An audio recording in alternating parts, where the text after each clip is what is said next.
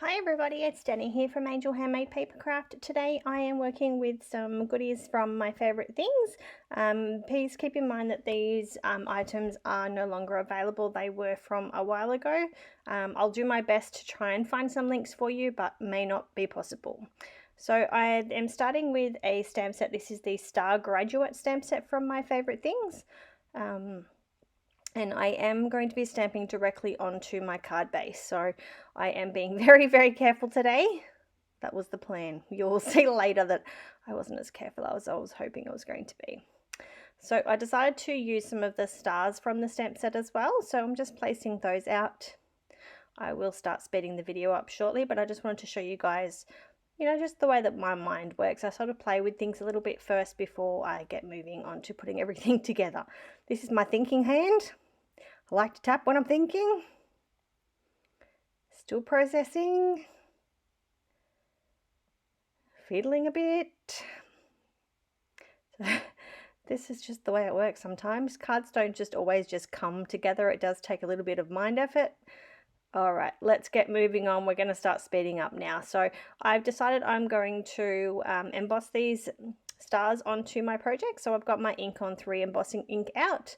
And then I'm going to move on to something else. So I am using the graduation hat from the Graduation Accent die set, and I'm using some Helma scrap dots so that I can layer all of that hat up. I wanted the top of the hat to be completely 3D off, so I'm just being really careful not to squish it too much.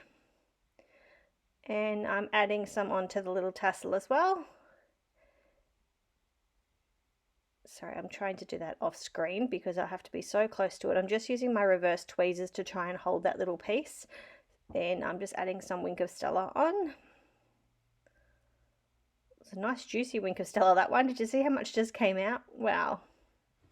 All right, so I'm going to start just playing around with things, just trying to get this card together. So I'm going to stamp this directly onto the card base. So I'm putting my card base into my mini Misti, and I'm going to stamp it out using some Memento Tuxedo Black. So this is the first time stamping. It didn't stamp out as perfect as I was hoping, so I did have to restamp it a couple of times. And some silly Billy wasn't as careful with their ink pad as they should have been, and I dropped it. So I had to start again. Oh dear, these things happen. And of course I had to drop it right on top, didn't I? All right, so this is just Memento Tuxedo Black here.